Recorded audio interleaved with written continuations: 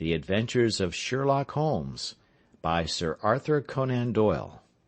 Adventure 1, A Scandal in Bohemia.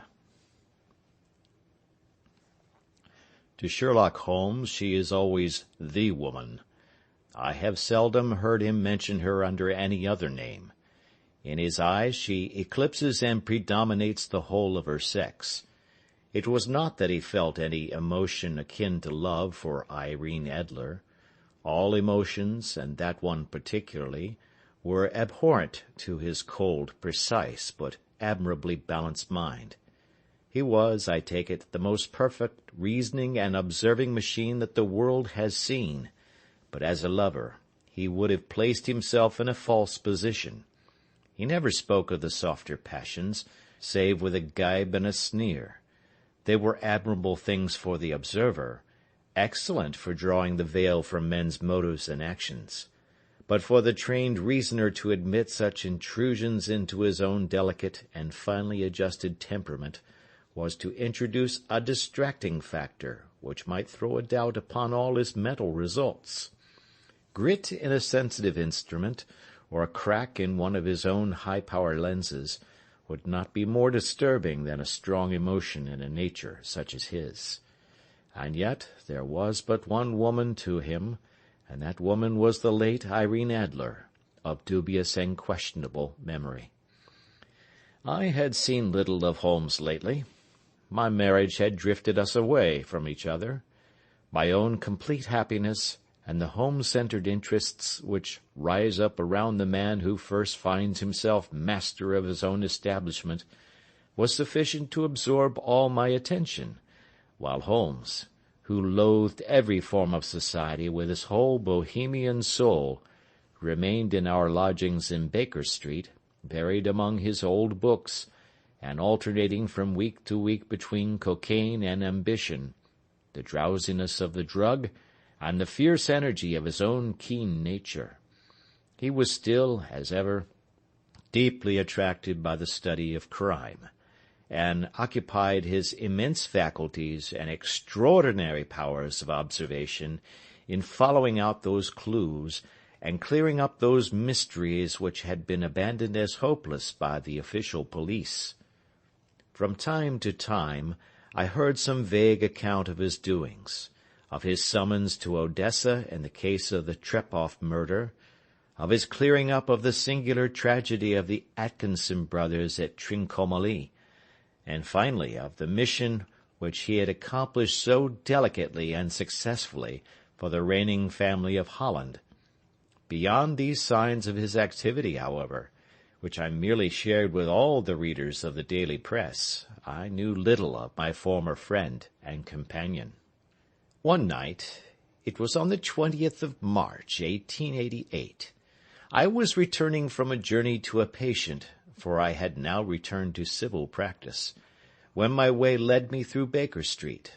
As I passed the well-remembered door, which must always be associated in my mind with my wooing and with the dark incidents of the study in scarlet, I was seized with a keen desire to see Holmes again, and to know how he was employing his extraordinary powers. His rooms were brilliantly lit, and even as I looked up, I saw his tall, spare figure pass twice in a dark silhouette against the blind. He was pacing the room swiftly, eagerly, with his head sunk upon his chest and his hands clasped behind him. To me, who knew his every mood and habit, his attitude and manner told their own story. He was at work again. He had risen out of his drug-created dreams and was hot upon the scent of some new problem. I rang the bell, and was shown up to the chamber which had formerly been in part my own. His manner was not effusive, it seldom was, but he was glad, I think, to see me. With hardly a word spoken, but with a kindly eye, he waved me to an armchair, threw across his case of cigars, and indicated a spirit case and a gasogene in the corner. Then he stood before the fire and looked me over in his singular introspective fashion. "Wedlock suits you," he remarked. I think, Watson, that you have put on 7.5 pounds since I saw you. 7, I answered. Indeed, I should have thought a little more. Just a trifle more, I fancy, Watson. And in practice again, I observe. You did not tell me that you intended to go into harness. Then how do you know? I see it, I deduce it. How do I know that you have been getting yourself very wet lately, and that you have a most clumsy and careless servant girl? My dear Holmes, said I, this is too much. You would certainly have been burned had you lived a few centuries ago. It is true that I had a country walk on Thursday and came home in a dreadful mess. But as I have changed my clothes, I can't imagine how you deduce it. As to Mary Jane, she is incorrigible, and my wife has given her notice, but there again, I fail to see how you work it out. He chuckled to himself and rubbed his long, nervous hands together. It is simplicity itself, said he. My eyes tell me that on the inside of your left shoe, just where the firelight strikes it, the leather is scored by 6 almost parallel cuts. Obviously they have been caused by someone who has very carelessly scraped round the edges of the sole in order to remove crusted mud from it. Hence, you see, my double deduction that you have been out in vile weather, and that you had a particularly malignant boot-slitting specimen of the London slavey. As to your practice, if a gentleman walks into my rooms smelling of iodoform, with a black mark of nitrate of silver upon his right forefinger, and a bulge on the right side of his top hat, to show where he has secreted his stethoscope, I must be dull indeed, if I do not pronounce him to be an active member of the medical profession. I could not help laughing at the ease with which he explained his process of deduction. When I hear you give your reasons, I remarked, the thing always appears to me to be so ridiculously simple that I could easily do it myself, though at each successive instance of your reasoning I am baffled until you explain your process. And yet I believe that my eyes are as good as yours. Quite so, he answered, lighting a cigarette, and throwing himself down into an armchair. You see, but you do not observe. The distinction is clear. For example, you have frequently seen the steps which lead up from the hall to this room. Frequently. How often? Well, some hundreds of times. Then how many are there? How many? I don't know. Quite so. You have not observed, and yet you have seen. That is just my point. Now, I know that there are 17 steps, because I have both seen and observed. By the way, since you are interested in these little problems, and since you are good enough to chronicle one or two of my trifling experiences, you may be interested in this. He threw over a sheet of thick, pink-tinted notepaper which had been lying open upon the table. It came by the last post, said he. Read it aloud.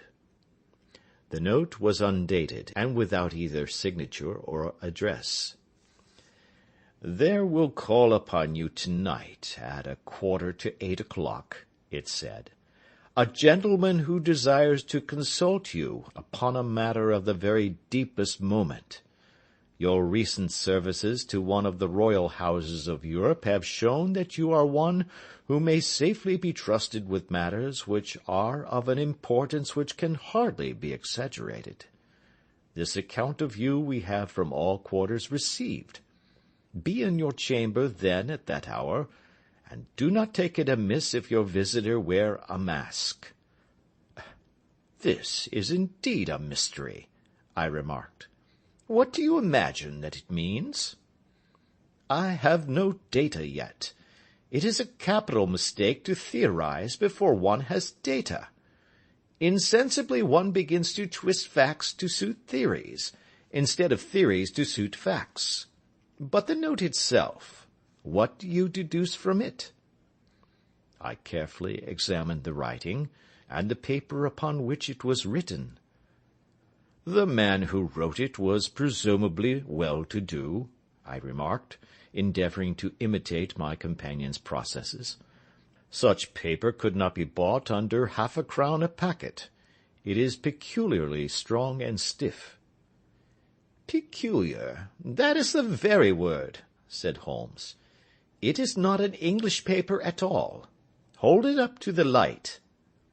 I did so, and saw a large E with a small g, a capital P, and a large capital G with a small t woven into the texture of the paper. "What do you make of that?"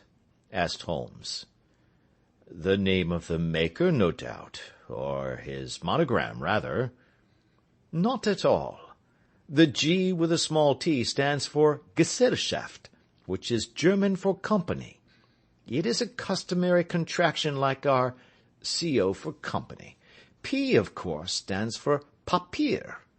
Now for the EG.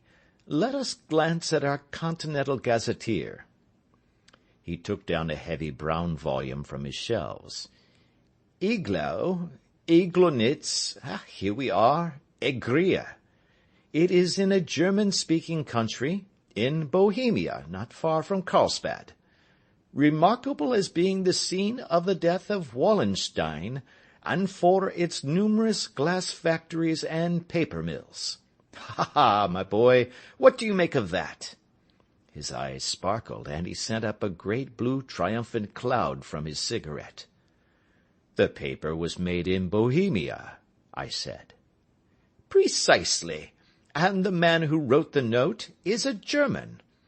Do you note the peculiar construction of the sentence? 'This account of you we have from all quarters received'? A Frenchman or Russian could not have written that. It is the German who is so uncourteous to his verbs. It only remains, therefore, to discover what is wanted by this German who writes upon Bohemian paper, and prefers wearing a mask to showing his face. And here he comes, if I am not mistaken, to resolve all our doubts." As he spoke, there was a sharp sound of horses' hoofs and grating wheels against the curb, followed by a sharp pull at the bell. Holmes whistled. "A pair, by the sound," said he. "Yes," he continued, glancing out of the window. "A nice little brougham and a pair of beauties. 150 guineas apiece. There's money in this case, Watson, if there is nothing else." "I think that I had better go, Holmes." "Not a bit, Doctor. Stay where you are. I am lost without my Boswell, and this promises to be interesting. It would be a pity to miss it." "But your client—" "Never mind him. I may want your help, and so may he. Here he comes. Sit down in that armchair, Doctor, and give us your best attention." A slow and heavy step, which had been heard upon the stairs and in the passage, paused immediately outside the door. Then there was a loud and authoritative tap. "Come in," said Holmes. A man entered, who could hardly have been less than 6 feet 6 inches in height, with the chest and limbs of a Hercules. His dress was rich, with a richness which would, in England, be looked upon as akin to bad taste. Heavy bands of astrakhan were slashed across the sleeves and fronts of his double-breasted coat, while the deep blue cloak which was thrown over his shoulders was lined with flame-coloured silk, and secured at the neck with a brooch, which consisted of a single flaming beryl. Boots, which extended halfway up his calves, and which were trimmed at the tops with rich brown fur, completed the impression of barbaric opulence which was suggested by his whole appearance. He carried a broad-brimmed hat in his hand, while he wore across the upper part of his face, extending down past the cheek-bones, a black vizard mask, which he had apparently adjusted that very moment, for his hand was still raised to it as he entered. From the lower part of the face he appeared to be a man of strong character, with a thick, hanging lip, and a long, straight chin suggestive of resolution pushed to the length of obstinacy. "You had my note?" he asked, with a deep, harsh voice and a strongly marked German accent. "I told you that I would call." He looked from one to the other of us, as if uncertain which to address. "Pray take a seat," said Holmes. "This is my friend and colleague, Dr. Watson, who is occasionally good enough to help me in my cases. Whom have I the honor to address?" "You may address me as the Count von Kramm, a Bohemian nobleman. I understand that this gentleman, your friend, is a man of honor and discretion, whom I may trust with a matter of the most extreme importance. If not, I should much prefer to communicate with you alone." I rose to go, but Holmes caught me by the wrist and pushed me back into my chair. "It is both or none," said he. "You may say before this gentleman anything which you may say to me." The Count shrugged his broad shoulders. "Then I must begin," said he, "by binding you both to absolute secrecy for 2 years. At the end of that time, the matter will be of no importance. At present it is not too much to say that it is of such weight it may have an influence upon European history."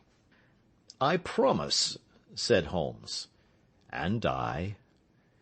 "You will excuse this mask," continued our strange visitor. "The august person who employs me wishes his agent to be unknown to you, and I may confess at once that the title by which I have just called myself is not exactly my own." "I was aware of it," said Holmes dryly. "The circumstances are of great delicacy, and every precaution has to be taken to quench what might grow to be an immense scandal, and seriously compromise one of the reigning families of Europe. To speak plainly, the matter implicates the great house of Ormstein, hereditary kings of Bohemia." "I was also aware of that," murmured Holmes, settling himself down in his armchair and closing his eyes. Our visitor glanced with some apparent surprise at the languid, lounging figure of the man who had been no doubt depicted to him as the most incisive reasoner and most energetic agent in Europe.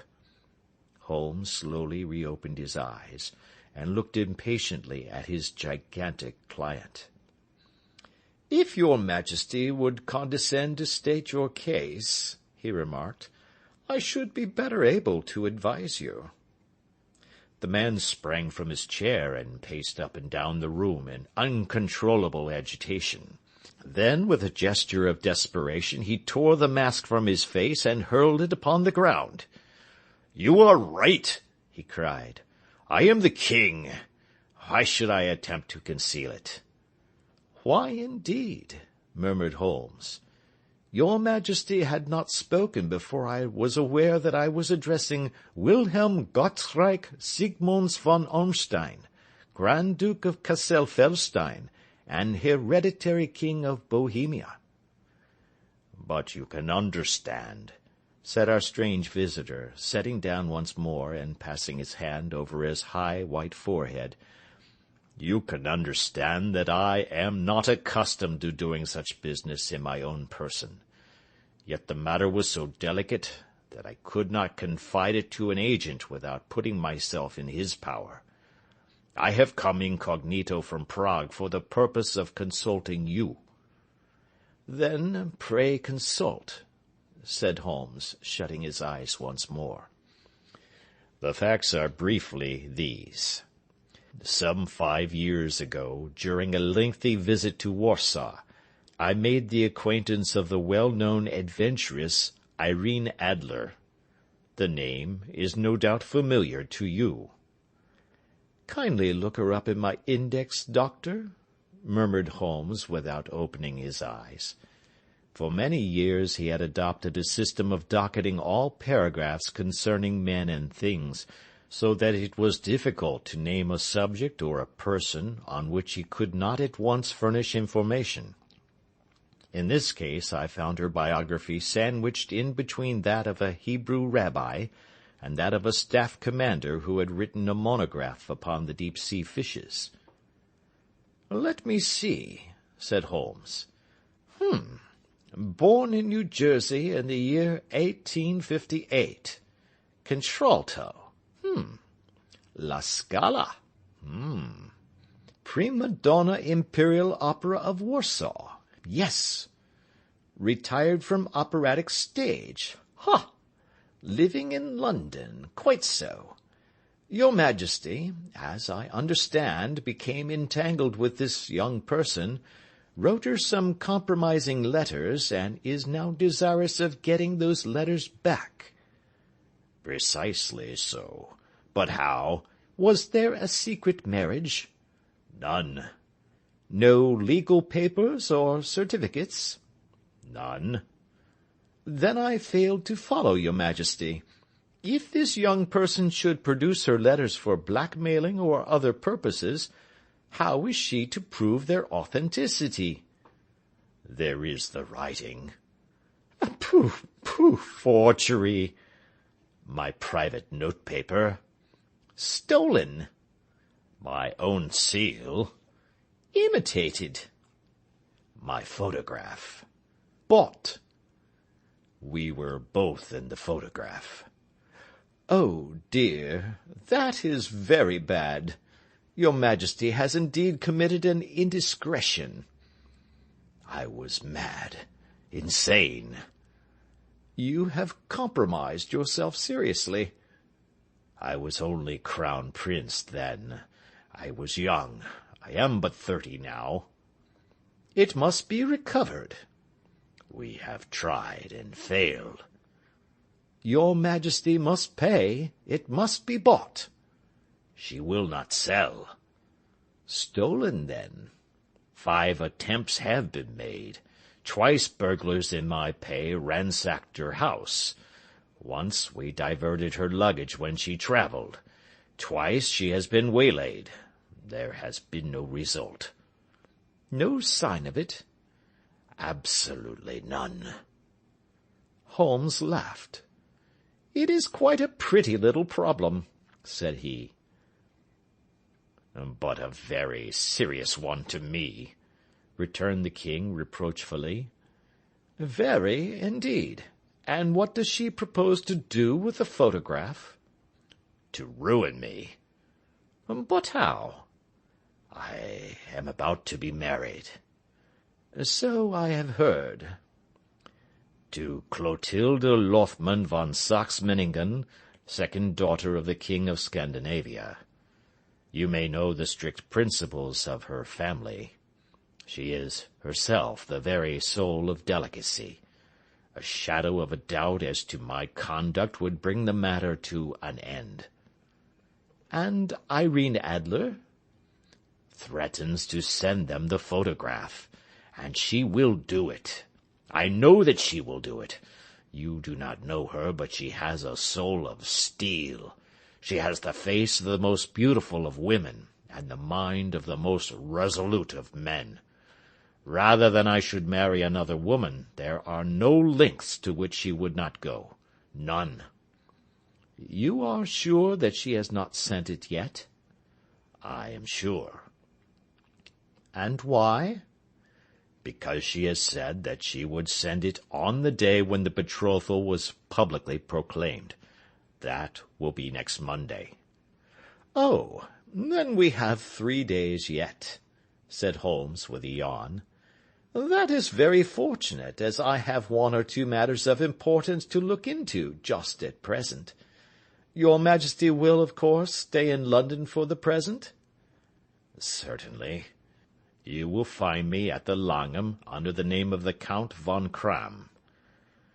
"Then I shall drop you a line to let you know how we progress." "Pray do so. I shall be all anxiety." Then, as to money—" "You have carte blanche." "Absolutely." "I tell you that I would give one of the provinces of my kingdom to have that photograph." "And for present expenses?" The king took a heavy chamois leather bag from under his cloak and laid it on the table. "There are £300 in gold and 700 in notes," he said. Holmes scribbled a receipt upon a sheet of his notebook and handed it to him. "And mademoiselle's address?" he asked. "Is Briony Lodge, Serpentine Avenue, St. John's Wood." Holmes took a note of it. "One other question," said he. "Was the photograph a cabinet?" "It was." "Then good night, your Majesty, and I trust that we shall soon have some good news for you. And good night, Watson," he added, as the wheels of the royal brougham rolled down the street. "If you will be good enough to call tomorrow afternoon at 3 o'clock, I should like to chat this little matter over with you." Part 2. At 3 o'clock precisely, I was at Baker Street, but Holmes had not yet returned. The landlady informed me that he had left the house shortly after 8 o'clock in the morning. I sat down before the fire, however, with the intention of awaiting him, however long he might be. I was already deeply interested in his inquiry, for, though it was surrounded by none of the grim and strange features which were associated with the two crimes which I have already recorded, still, the nature of the case and the exalted station of his client gave it a character of its own. Indeed, apart from the nature of the investigation which my friend had on hand, there was something in his masterly grasp of a situation, and his keen, incisive reasoning, which made it a pleasure to me to study his system of work, and to follow the quick, subtle methods by which he disentangled the most inextricable mysteries. So accustomed was I to his invariable success that the very possibility of his failing had ceased to enter into my head.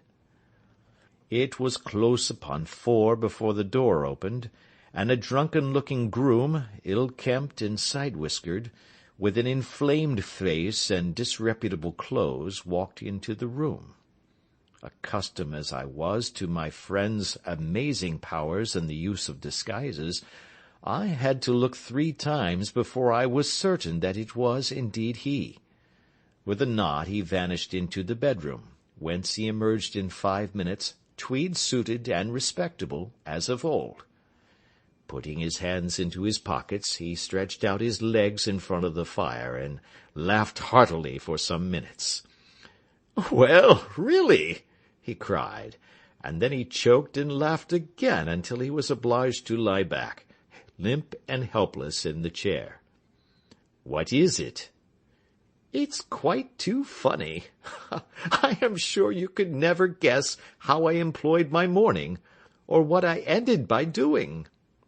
"I can't imagine. I suppose that you must have been watching the habits and perhaps the house of Miss Irene Adler?" "Quite so, but the sequel was rather unusual. I will tell you, however. I left the house a little after 8 o'clock this morning in the character of a groom out of work. There is a wonderful sympathy and freemasonry among horsey men. Be one of them, and you will know all that there is to know. I soon found Briony Lodge.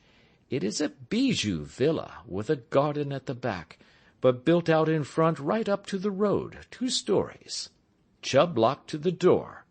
Large sitting-room on the right side, well furnished, with long windows almost to the floor, and those preposterous English window-fasteners which a child could open. Behind there was nothing remarkable, save that the passage-window could be reached from the top of the coach-house. I walked round it, and examined it closely from every point of view, but without noting anything of interest. I then lounged down the street and found, as I expected, that there was a mews in a lane which runs down by one wall of the garden. I lent the ostlers a hand in rubbing down their horses, and received in exchange 2d, a glass of half and half, 2 fills of shag tobacco, and as much information as I could desire about Miss Adler, to say nothing of 6 other people in the neighbourhood, in whom I was not in the least interested, but whose biographies I was compelled to listen to. "And what of Irene Adler?" I asked. "Oh, she has turned all the men's head down in that part. She is the daintiest thing under a bonnet on this planet. So say the Serpentine Mews to a man. She lives quietly, sings at concerts, drives out at 5 every day, and returns at 7 sharp for dinner. Seldom goes out at other times except when she sings. Has only 1 male visitor, but a good deal of him. He is dark, handsome, and dashing, never calls less than once a day, and often twice. He is a Mr. Godfrey Norton, of the Inner Temple. See the advantages of a cabman as a confidant. They had driven him home 12 times from Serpentine Mews, and knew all about him. When I had listened to all they had to tell, I began to walk up and down near Bryony Lodge once more, and to think over my plan of campaign. This Godfrey Norton was evidently an important factor in the matter. He was a lawyer. That sounded ominous. What was the relation between them, and what the object of his repeated visits? Was she his client, his friend, or his mistress? If the former, she had probably transferred the photograph to his keeping. If the latter, it was less likely.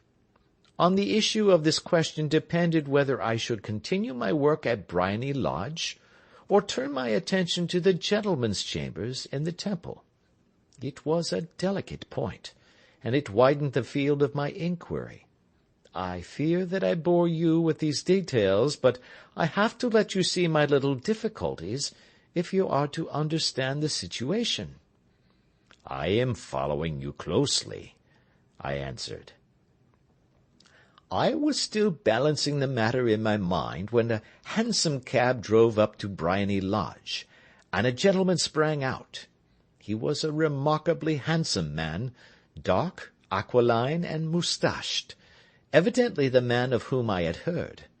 He appeared to be in a great hurry, shouted to the cabman to wait, and brushed past the maid who opened the door with the air of a man who was thoroughly at home.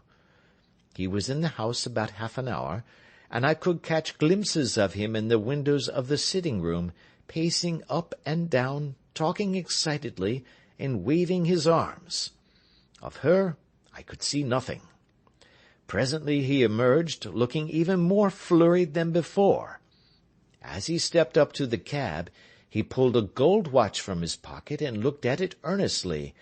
"Drive like the devil!" he shouted. "First to Gross and Hankey's in Regent Street, and then to the Church of St. Monica in the Edgware Road. 1/2 a guinea if you do it in 20 minutes. Away they went, and I was just wondering whether I should not do well to follow them, when up the lane comes a neat little landau, the coachman with his coat only half-buttoned, and his tie under his ear, while all the tags of his harness were sticking out of the buckles. It hadn't pulled up before she shot out of the hall door and into it. I only caught a glimpse of her at the moment, but she was a lovely woman, with a face that a man might die for. "The Church of St. Monica, John," she cried, "and 1/2 a sovereign if you reach it in 20 minutes. This was quite too good to lose, Watson. I was just balancing whether I should run for it, or whether I should perch behind her landau, when a cab came through the street. The driver looked twice at such a shabby fare, but I jumped in before he could object. "The Church of St. Monica," said I, "and 1/2 a sovereign if you reach it in 20 minutes. It was 25 minutes to 12, and of course it was clear enough what was in the wind. My cabby drove fast. I don't think I ever drove faster, but the others were there before us.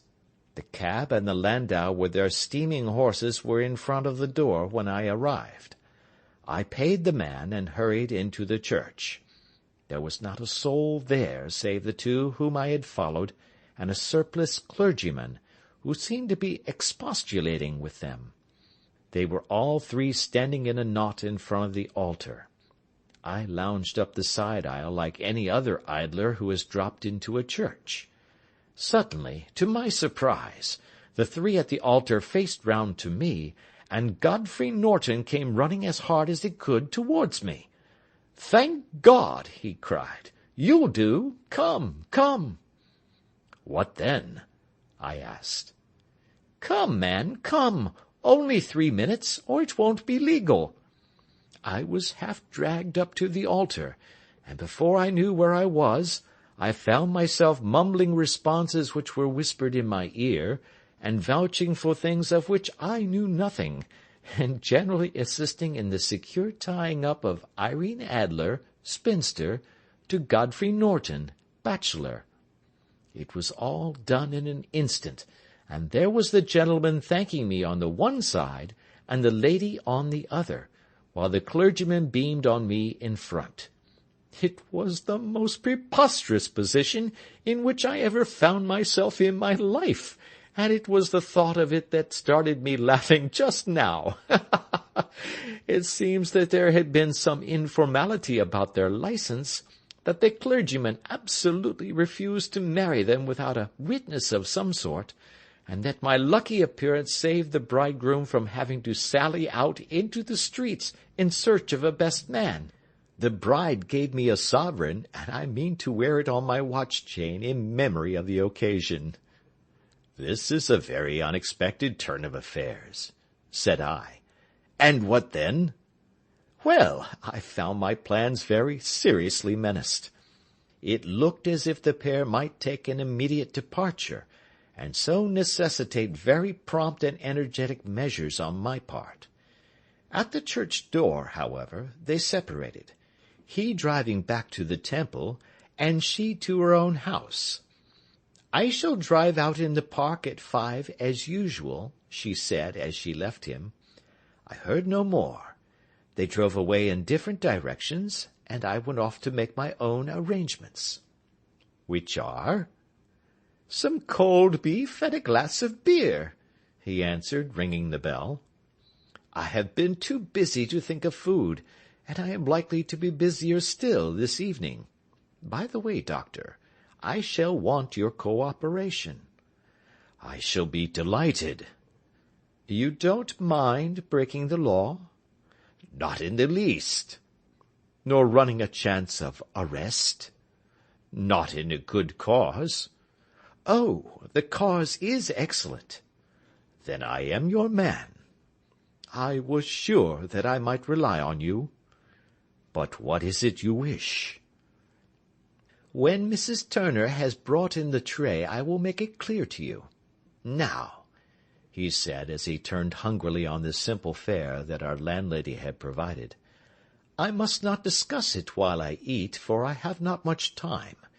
It is nearly 5 now. In 2 hours we must be on the scene of action. Miss Irene, or Madame rather, returns from her drive at 7. We must be at Briony Lodge to meet her." "And what then?" "You must leave that to me.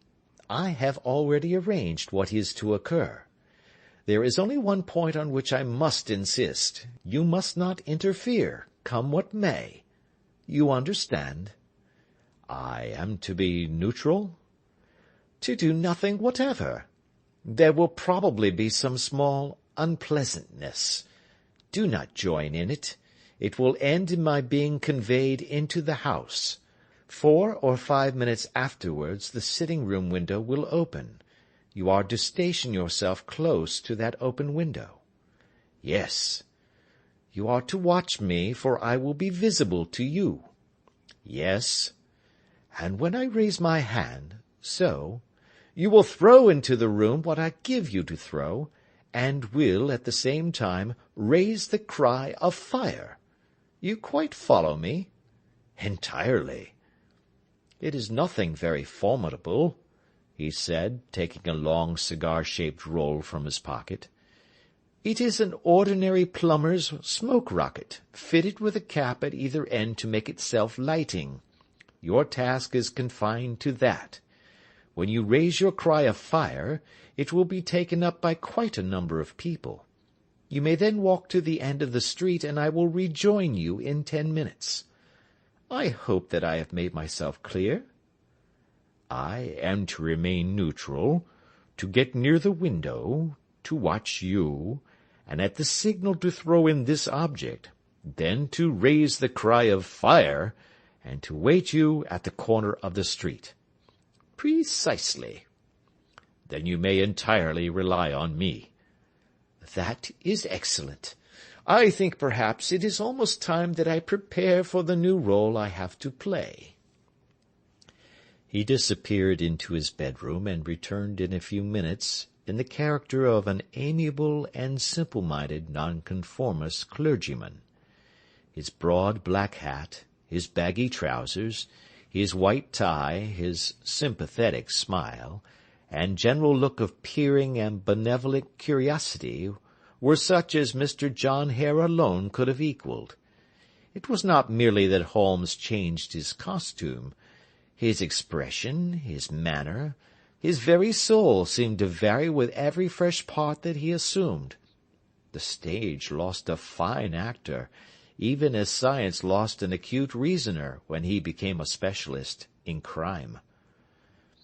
It was 6:15 when we left Baker Street, and it still wanted 10 minutes to the hour when we found ourselves in Serpentine Avenue. It was already dusk, and the lamps were just being lighted as we paced up and down in front of Briony Lodge, waiting for the coming of its occupant. The house was just such as I had pictured it from Sherlock Holmes's succinct description, but the locality appeared to be less private than I expected. On the contrary, for a small street in a quiet neighborhood, it was remarkably animated. There was a group of shabbily dressed men smoking and laughing in a corner, a scissors grinder with his wheel, 2 guardsmen who were flirting with a nurse-girl, and several well-dressed young men who were lounging up and down with cigars in their mouths. "You see," remarked Holmes, as we paced to and fro in front of the house, "this marriage rather simplifies matters. The photograph becomes a double-edged weapon now. The chances are that she would be as averse to its being seen by Mr. Godfrey Norton as our client is to its coming to the eyes of his princess. Now the question is, where are we to find the photograph?" "Where, indeed?" "It is most unlikely that she carries it about with her. It is cabinet size, too large for easy concealment about a woman's dress. She knows that the king is capable of having her waylaid and searched. 2 attempts of the sort have already been made. We may take it, then, that she does not carry it about with her." "Where, then?" "Her banker or her lawyer. There is that double possibility. But I am inclined to think neither. Women are naturally secretive, and they like to do their own secreting. Why should she hand it over to anyone else? She could trust her own guardianship, but she could not tell what indirect or political influence might be brought to bear upon a business-man. Besides, remember that she had resolved to use it within a few days. It must be where she can lay her hands upon it. It must be in her own house." "But it has twice been burgled." "Pshaw! They did not know how to look." "But how will you look?" "I will not look." "What then?" "I will get her to show me." "But she will refuse." "She will not be able to. But I hear the rumble of wheels. It is her carriage. Now, carry out my orders to the letter." As he spoke, the gleam of the side-lights of a carriage came round the curve of the avenue. It was a smart little landau which rattled up to the door of Bryony Lodge. As it pulled up, one of the loafing men at the corner dashed forward to open the door in the hope of earning a copper, but was elbowed away by another loafer, who had rushed up with the same intention. A fierce quarrel broke out, which was increased by the two guardsmen, who took sides with one of the loungers, and by the scissors grinder, who was equally hot upon the other side. A blow was struck, and in an instant the lady, who had stepped from her carriage, was the centre of a little knot of flushed and struggling men, who struck savagely at each other with their fists and sticks. Holmes dashed into the crowd to protect the lady, but, just as he reached her, he gave a cry and dropped to the ground, with the blood running freely down his face. At his fall the guardsmen took to their heels in one direction, and the loungers in the other, while a number of better-dressed people, who had watched the scuffle without taking part in it, crowded in to help the lady and to attend to the injured man. Irene Adler, as I will still call her, had hurried up the steps, but she stood at the top with her superb figure outlined against the lights of the hall, looking back into the street. "Is the poor gentleman much hurt?" she asked. "He is dead," cried several voices. "No, no, there's life in him," shouted another, "but he'll be gone before you can get him to hospital." "He's a brave fellow," said a woman. "They would have had the lady's purse and watch if it hadn't been for him. They were a gang, and a rough one, too.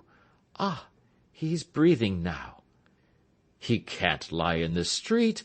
May we bring him in, marm?" "Surely. Bring him into the sitting-room. There is a comfortable sofa. This way, please." Slowly and solemnly he was borne into Bryony Lodge and laid out in the principal room, while I still observed the proceedings from my post by the window. The lamps had been lit, but the blinds had not been drawn, so that I could see Holmes as he lay upon the couch. I do not know whether he was seized with compunction at that moment for the part he was playing, but I know that I never felt more heartily ashamed of myself in my life than when I saw the beautiful creature against whom I was conspiring, or the grace and kindliness with which she waited upon the injured man. And yet it would be the blackest treachery to Holmes to draw back now from the part which he had entrusted to me. I hardened my heart, and took the smoke-rocket from under my ulster. After all, I thought, we are not injuring her. We are but preventing her from injuring another. Holmes had sat up upon the couch, and I saw him motion like a man who is in need of air. A maid rushed across and threw open the window. At the same instant I saw him raise his hand, and at the signal I tossed my rocket into the room with a cry of "Fire!" The word was no sooner out of my mouth than the whole crowd of spectators, well dressed and ill, gentlemen, ostlers, and servant-maids, joined in a general shriek of "Fire!" Thick clouds of smoke curled through the room and out at the open window. I caught a glimpse of rushing figures, and a moment later the voice of Holmes from within, assuring them that it was a false alarm. Slipping through the shouting crowd, I made my way to the corner of the street, and in 10 minutes was rejoiced to find my friend's arm in mine, and to get away from the scene of uproar. He walked swiftly and in silence for some minutes until we had turned down one of the quiet streets which lead towards the Edgware Road. "You did it very nicely, Doctor," he remarked. "Nothing could have been better. It is all right." "You have the photograph?" "I know where it is." "And how did you find out?" "She showed me, as I told you she would." "I am still in the dark." "I do not wish to make a mystery," said he, laughing. "The matter was perfectly simple. You, of course, saw that every one in the street was an accomplice. They were all engaged for the evening." "I guessed as much." "Then, when the row broke out, I had a little moist red paint in the palm of my hand. I rushed forward, fell down, clapped my hand to my face, and became a piteous spectacle. It is an old trick. That also I could fathom. Then they carried me in. She was bound to have me in. What else could she do? And into her sitting-room, which was the very room which I suspected. It lay between that and her bedroom, and I was determined to see which. They laid me on a couch. I motioned for air. They were compelled to open the window, and you had your chance." "How did that help you?" "It was all important. When a woman thinks that her house is on fire, her instinct is at once to rush to the thing which she values most. It is a perfectly overpowering impulse, and I have more than once taken advantage of it.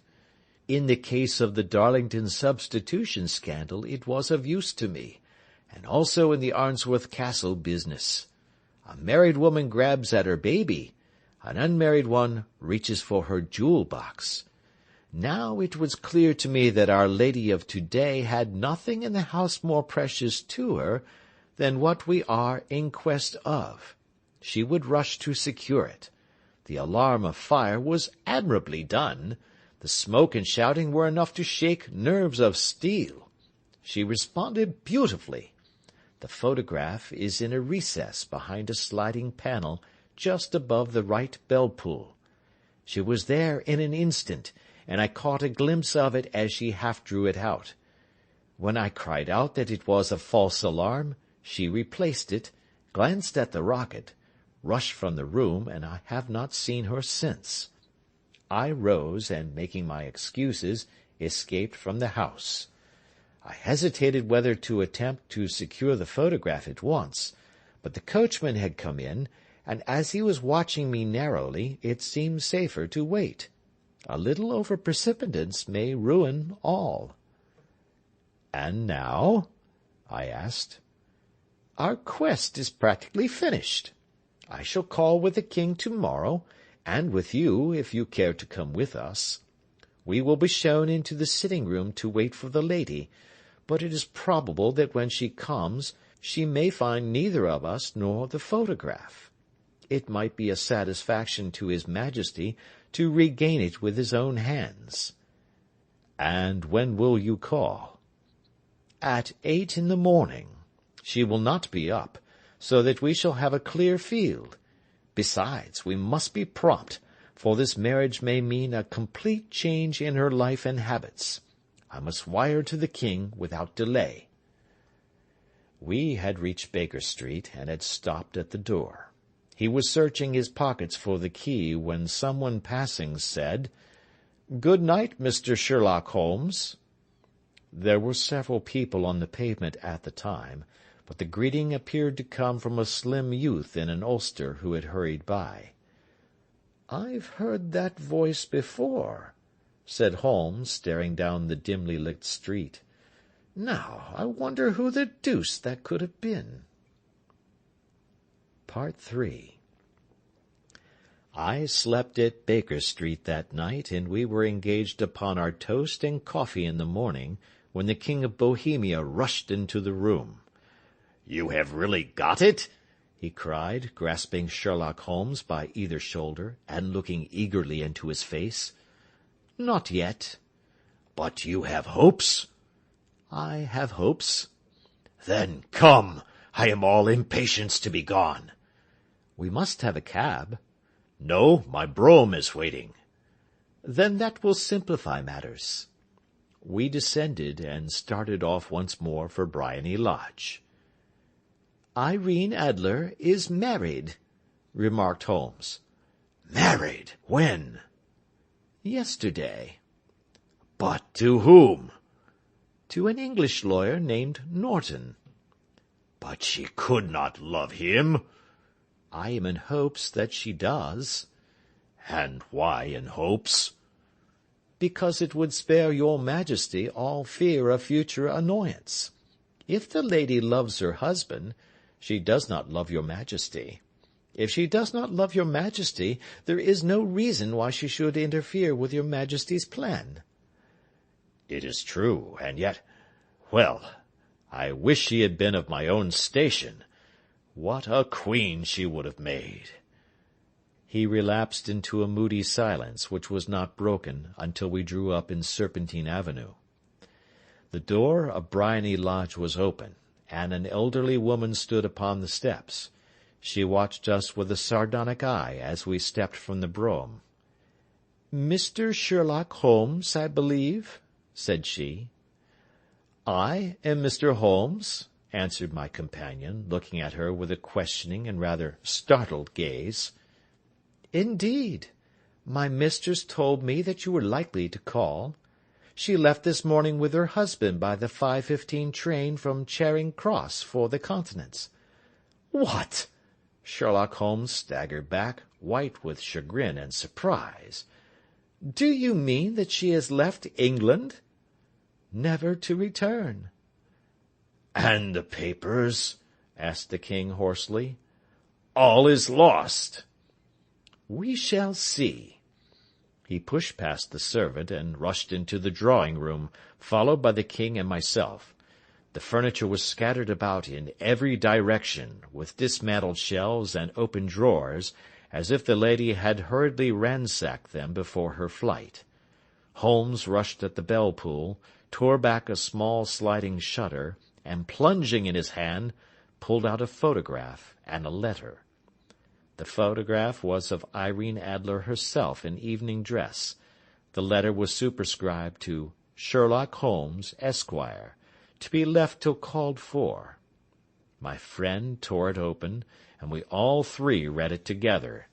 It was dated at midnight of the preceding night, and ran in this way: "My dear Mr. Sherlock Holmes, you really did it very well. You took me in completely. Until after the alarm of fire I had not a suspicion, but then when I found how I had betrayed myself, I began to think. I had been warned against you months ago. I had been told that, if the king employed an agent, it would certainly be you, and your address had been given me. Yet, with all this, you made me reveal what you wanted to know. Even after I became suspicious, I found it hard to think evil of such a dear, kind old clergyman. But, you know, I have been trained as an actress myself. Male costume is nothing new to me. I often take advantage of the freedom which it gives. I sent John, the coachman, to watch you, ran upstairs, got into my walking clothes, as I call them, and came down just as you departed. Well, I followed you to your door, and so made sure that I was really an object of interest to this celebrated Mr. Sherlock Holmes. Then I, rather imprudently, wished you good night, and started for the Temple to see my husband. We both thought the best resource was flight, when pursued by so formidable an antagonist. So you will find the nest empty when you call tomorrow. As to the photograph, your client may rest in peace. I love and am loved by a better man than he. The king may do what he will without hindrance from one whom he has cruelly wronged. I keep it only to safeguard myself, and to preserve a weapon which will always secure me from any steps which he might take in the future. I leave a photograph which he might care to possess, and I remain, dear Mr. Sherlock Holmes, very truly yours, Irene Norton, née Adler." "What a woman! Oh, what a woman!" cried the King of Bohemia, when we had all three read this epistle. "Did I not tell you how quick and resolute she was? Would she not have made an admirable queen? Is it not a pity that she was not on my level?" From what I have seen of the lady, she seems indeed to be on a very different level to your Majesty," said Holmes coldly. "I am sorry that I have not been able to bring your Majesty's business to a more successful conclusion." "On the contrary, my dear sir," cried the king, "nothing could be more successful. I know that her word is inviolate. The photograph is now as safe as if it were in the fire." "I am glad to hear your Majesty say so." "I am immensely indebted to you. Pray tell me in what way I can reward you. This ring—" He slipped an emerald snake ring from his finger, and held it out upon the palm of his hand. "Your Majesty has something which I should value even more highly," said Holmes. "You have but to name it." "This photograph." The king stared in amazement. "Irene's photograph!" he cried.